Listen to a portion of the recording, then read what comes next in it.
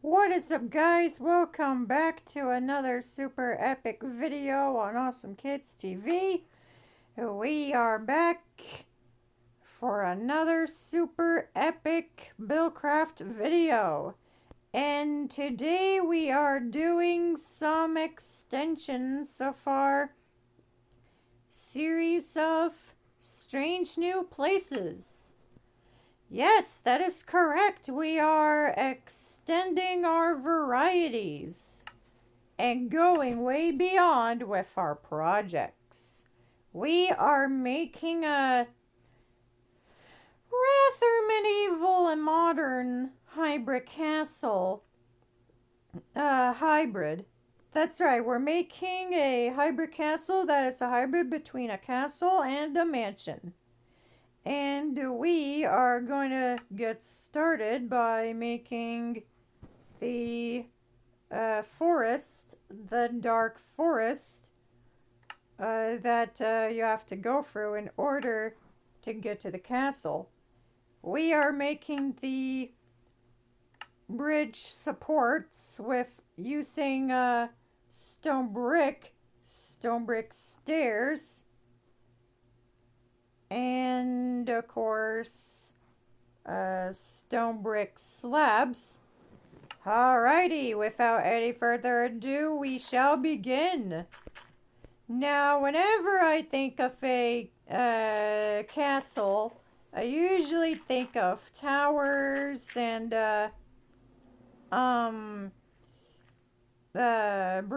royal bridges and stuff. That's what I usually think when I think of like castle. When I think of castles, that's what I usually think, guys. This whole entire castle is going to look amazing once it's all done. So, that is why we are making it as amazing as possible. Oh, and if you haven't checked out our Heaven and Hell side video, go and check that out. It was a lot of fun to make. It was a lot of fun to make. I acted out the angel and the devil side of I guess your favorite MLPG5 characters, like Sunny, Izzy, Hitch, Zip, Pip, Posey, Sprout, all those characters. That was pretty much a lot of fun. Anyway, this dark forest is, going to be pretty dark. So dark that you either need a night vision potion or a pair of night vision goggles to see. And I think this stretch of land is the perfect dark forest. So we'll finish up right about here.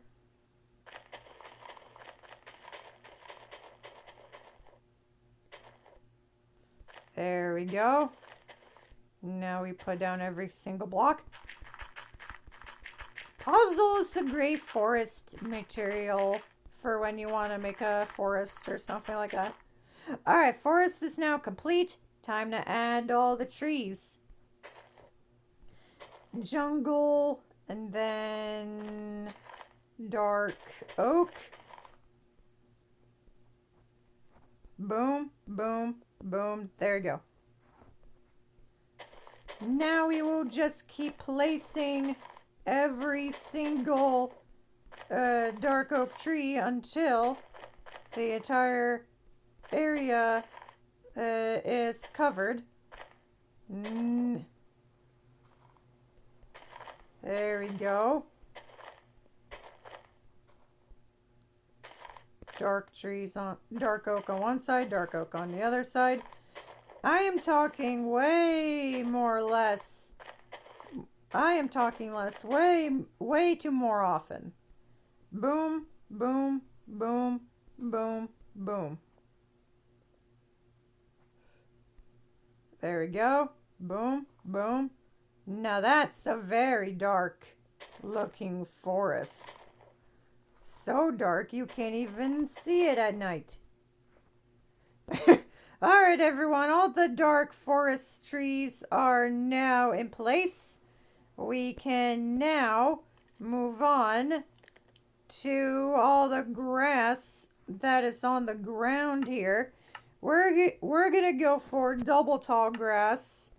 We're going for double tall because, you know, we want a sense of unknown or something.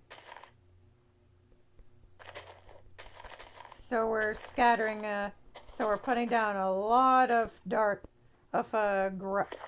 tall grass. Oh my gosh, this forest is so dark. It's so freaking dark.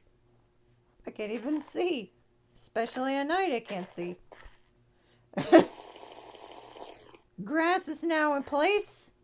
Time to work on the staircase that goes all the way up to the very, very castle we are going to make.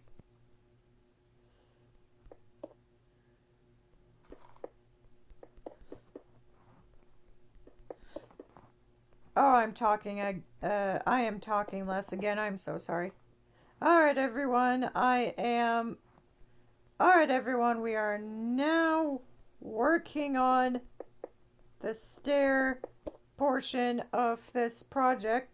This staircase is made entirely out of slabs and blocks, because, you know, slabs and blocks make a better looking staircase than the staircase blocks in the actual game. Speaking of that, if you guys are officially subscribed to the Storytime channels I mentioned before, like Alex Clark and Darwin South, then oh boy, do they have a story for you. You guys probably all know the scenario where you call the wrong number, but the caller would admit they're wrong, right? Well, that happened to James from the All Went Out and Rebecca Parham. And no, we're not talking about his Thomas and Friends version, his Thomas and Friends variant. We're talking about his normal human variant. Yes, he was named after a Thomas and Friends character. Don't even ask. Just don't, okay? Just don't even ask.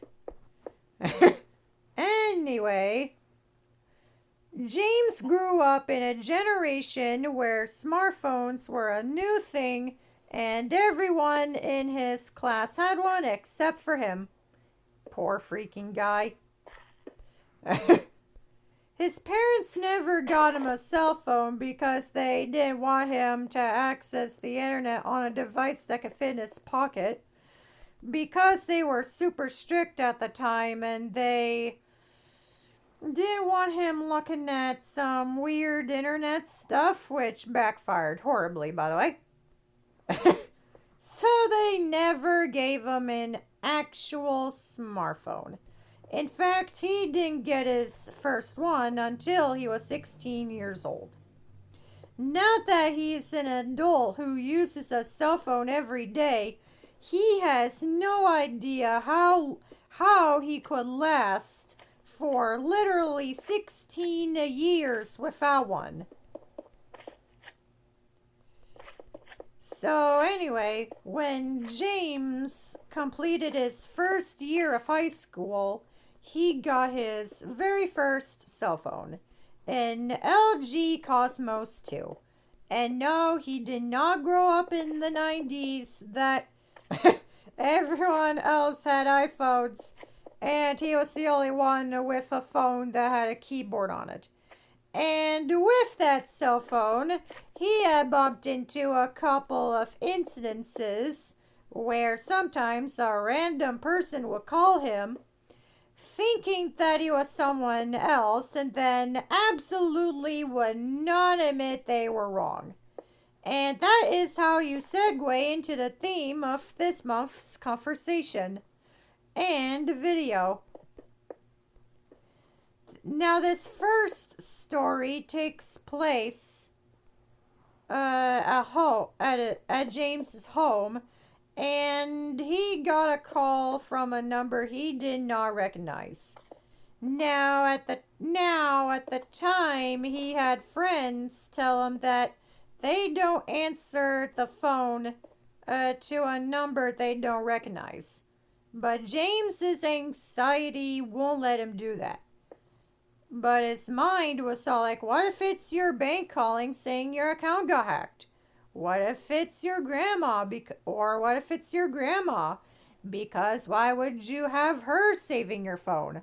Or what if it's your Nigerian uncle who wants to give you a collection of his gold bars and then needs your information for a wire transfer? That's a scam, by the way. An Ed and Eddie type scam. Anyway, so James answered it, and it was this woman asking for a Lawrence. And no, not a Lawrence Fletcher from Phineas and Ferb. And, and he was all like, oh, I'm not, you have the wrong number. And she goes, isn't this 416295? Obviously, that is not a real number, so whatever you do, do not call it whatsoever. And James said, no, this is 416293, because that's my phone number. Again, that's not an actual valid phone number, so please don't call it. And she goes, free? I don't think I pushed a free. And James had no idea what to say to this woman because at the time his number was 416293. Truth, it's really not. But she didn't think she pushed 3. And he had no idea how on earth she was talking to him. Unless she did push number 3. And so he said, well, obviously you did. And then he made a comic about the whole situation because he thought the internet would think it was hilarious. Anyway, this next one takes place at Suabwe. That's right, another Suabwe story. Hashtag Suabwe afford. It wasn't good enough to be in the other 3. So it was 5 minutes until closing time, and they got a call on the Subway phone, and James picked it up and was all like, thank you for calling Subway, how may I help you? He was supposed to say, this is James, how may I help you? But he wasn't about to tell that random stranger his name. Sorry. Idiot. Anyway, so the person on the freaking line was all like, hey, what time do you guys close? And the other guy on the phone was all like, in 5 minutes. And the guy on the phone said, is it alright if I show up late? I just need gas.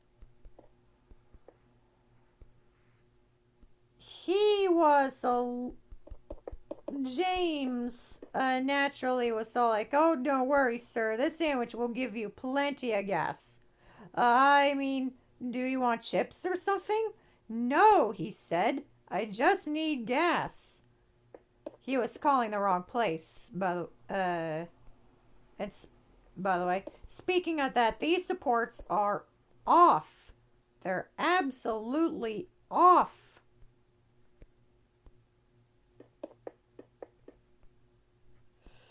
Ugh.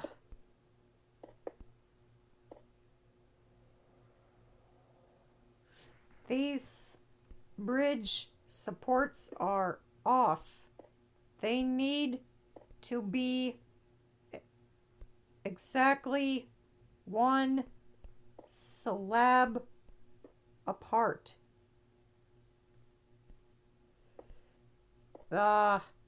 These supports aren't looking very bridge-like.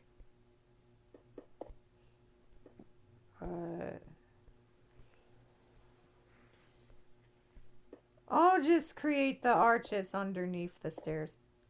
Anyway,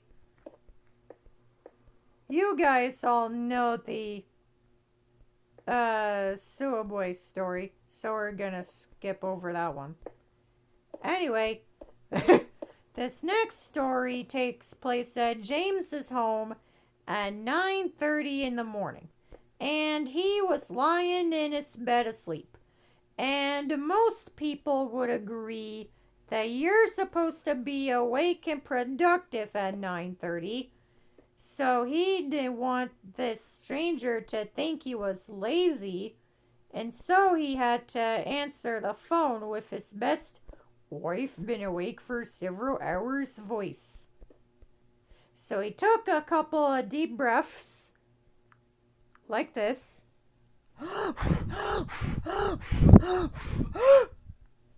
and said, "Hello?" And then a Irish sounding voice responded back and said, "You're going to have to come quickly. Timmy fell down the well, Vance." And James naturally was all like, what? And then the voice on the phone responded back, "I said you're going to have to come quickly because Timmy fell down the well, Vance." He could tell it was a woman on the phone, but it was either her accent or the phone being buggy or that he had just woken up. That is definitely the best excuse to hang up on a woman ever, by the way. But he could not understand what the frick she was flippin' saying. And at the time, he could only make out one word, which was Vance. So he did not have a lot. He did not have a lot to pick off of. So he said, "I think you have the wrong number." And then the voice went,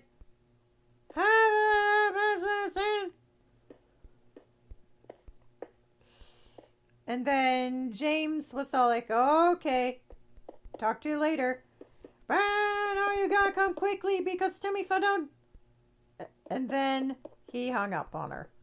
But then the woman called again, and he thought, okay, maybe this person is calling again, even though I explicitly told her she had the wrong number. Maybe it's not a wrong number after all. Maybe there's something else going on. Maybe it's an emergency, so maybe talk to me. Vance. Okay. I cannot understand anything you're saying. And then that woman passed the phone onto her friend, and a different voice started talking, and James can actually understand her, and he'll never forget what she said, which was, "Vance, no one thinks that you're funny." And even though he's not Vance at the time, that kind of hurt. So he stated the obvious, which was, "Yes, I am. And I'm also not Vance." And she goes, "No, Lance." So this whole time, those two have been looking for a Lance. And so he told this woman, "I'm not Lance either." That was my German accent, by the way. And anyway, and she goes, "Well, This is the number they gave me. Alright, if she said it like, I'm sorry, this is the number they gave me. I didn't mean to call you, stranger. Also, I do think you're funny and enjoy your videos. Then that would have been totally fine. She's just shipping the blame to somebody else. But then she hung up on him. Like this woman just basically called a random number and said, "You're not funny," and hung up. So James decided to call her back and said, "Hey, I just found the real Lance. He's the funniest guy you ever met. And he told me he doesn't give his phone number out to real pieces of..." No, he did not curse on the phone call.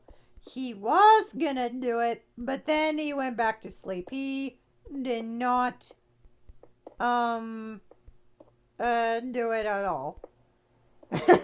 But then someone on the internet found his phone number and he changed it. So whoever has his old number is probably getting a lot of phone calls from strangers and people James went to high school with. Sorry about that. Anyway, we got our bridge all put together, and I do have to say it looks very royal. Imagine walking onto this bridge in real life. Imagine coming to this place in real life.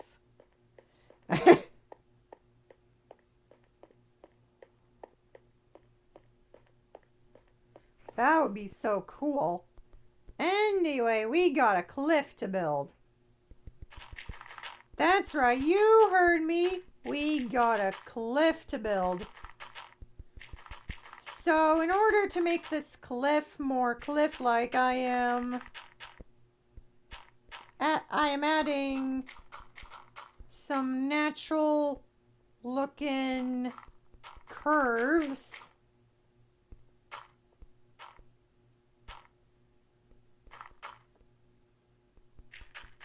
Yeah, I'm adding some natural looking curves to make it look more naturey and natural.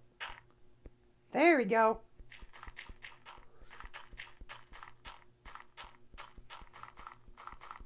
There we go.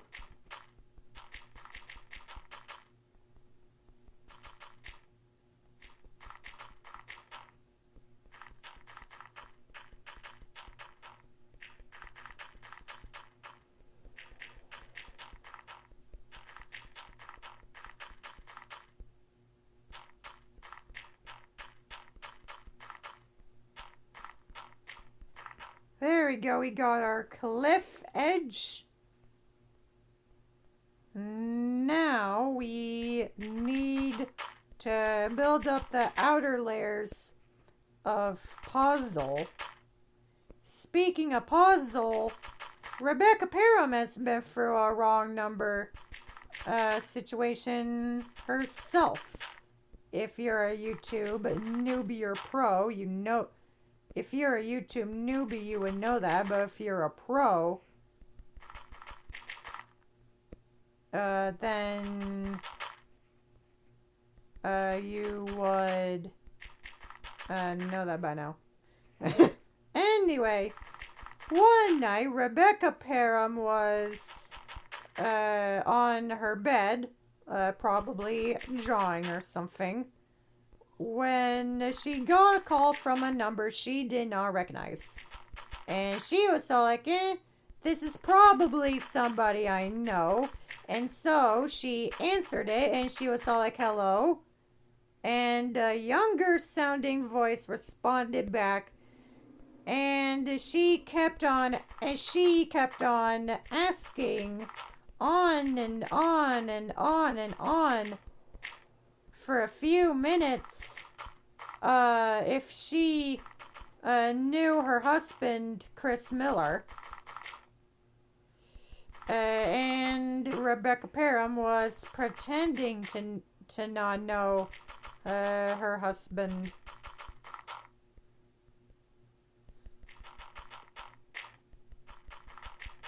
Anyway, Rebecca Parham, if you're watching this, you do know Chris Miller from the Wildcrats.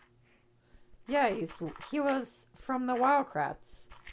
And he adventured with his,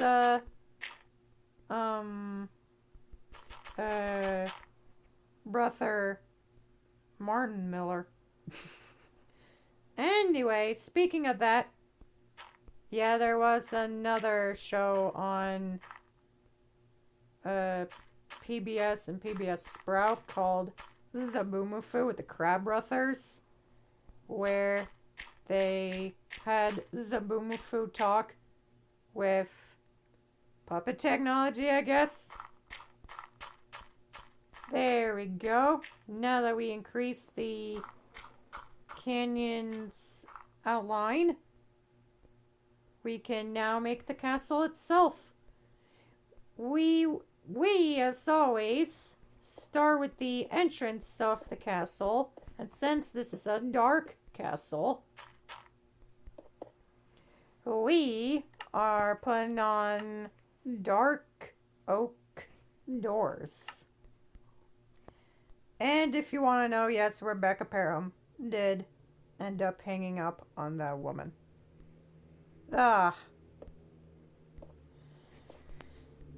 We already went with the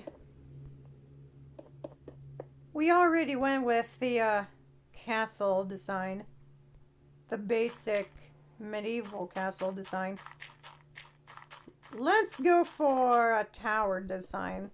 Yeah, a tower, like in MLP G4, like in G4 MLP Friendship Magic.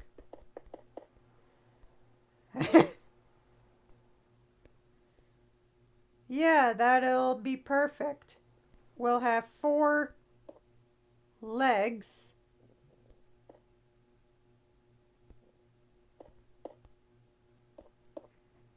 And they'll be spread out. Oh, 27 minutes. Oh, we gotta hurry up.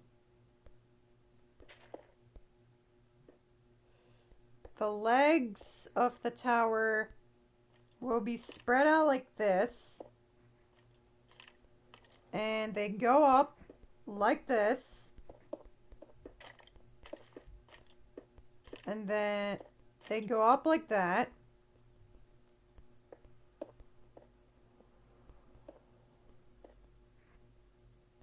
There we go. Did I get the dimension?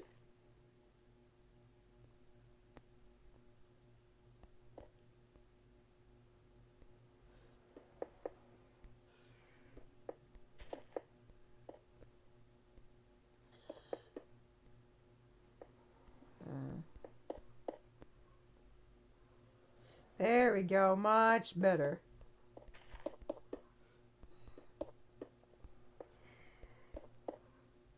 There we go. We got the base of the tower.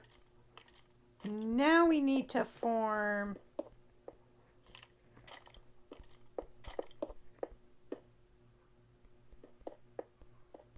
There we go.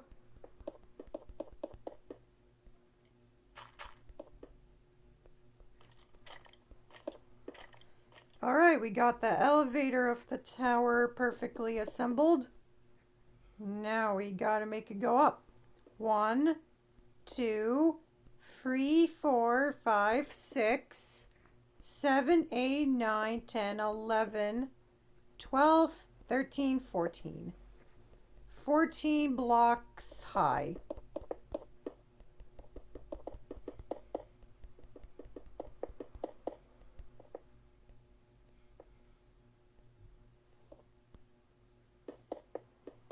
No. 29 minutes. Oh.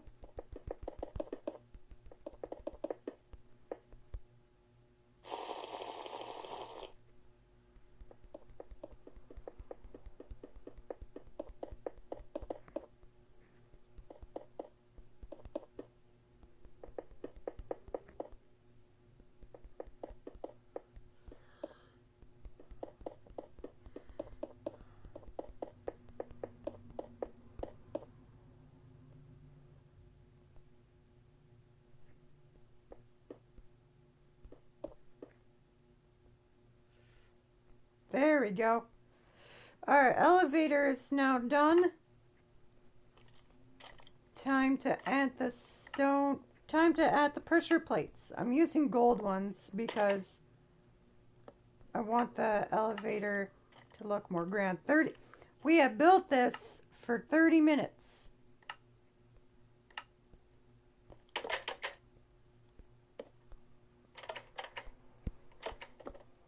There we go.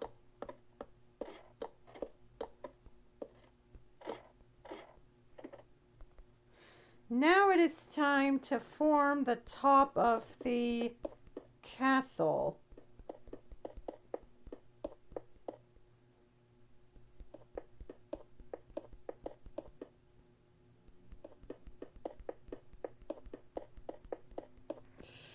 There we go. Now we just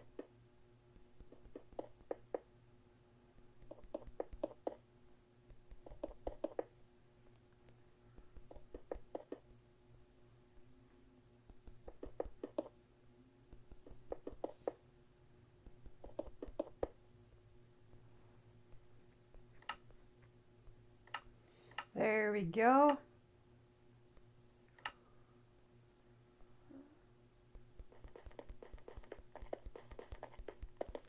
Sorry, I'm talking less again. Alright, everyone. That is going to be it for this project. This took way too long to build. But I hope you all enjoyed. Don't forget to stay tuned for more future builds. Thank you for watching, and I'll see you next time. Now I gotta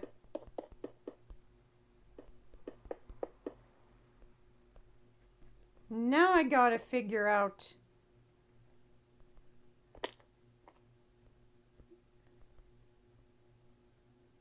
this is a little too cramped. Now I gotta figure out how I'm gonna make this more castle-like.